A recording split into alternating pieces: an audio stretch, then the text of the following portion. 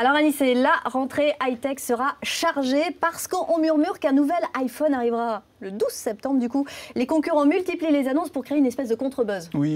Et le buzz a commencé ce matin même avec ça. Et qu'est-ce que c'est? C'est ce que je lis en exclusivité. C'est la prochaine tablette Google, la Nexus 7, la fameuse mini tablette de Google, qui coûte 199 €. 199 €, c'est 3 fois moins cher que le prix de l'iPad. Alors beaucoup de gens me demandent est-ce que c'est mieux ou pas que l'iPad? Et en fait je leur dis mais c'est 3 fois moins cher et c'est Google qui le fait et donc il y a un catalogue derrière, donc ça va faire du bruit. Ça fait déjà un carton aux États-Unis, c'est commercialisé depuis ce matin même.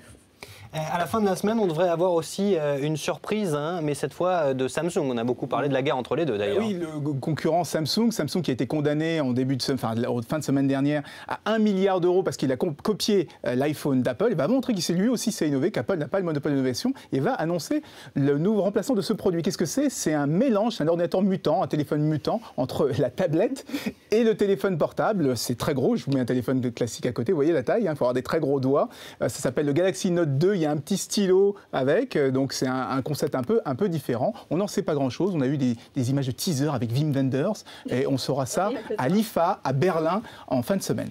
Bon, Nokia et Microsoft n'ont pas l'intention de rester en reste. Non, parce que ce sont des deux gros géants du téléphone portable. Vous connaissez le téléphone Windows Phone, la version 8 de Windows Phone va arriver, va être présentée le 5 septembre prochain. Et on nous dit on voit sur les images, là maintenant on va pouvoir personnaliser l'écran d'accueil. L'idée c'est que voilà, les gens copiaient un peu l'iPhone jusqu'à présent et là on a de l'innovation, on a des concepts totalement différents et ça c'est une très bonne chose pour nous les amateurs de techno. Alors on attend celui qui est copié maintenant, le tout nouvel iPhone. Qu'est-ce qu'on sait déjà sur lui? C'est le combien? C'est le numéro 5, ça, acte 5 pour l'iPhone? Le nouvel iPhone parce que c'est la 6e génération, ça fait 6 ans qu'il existe.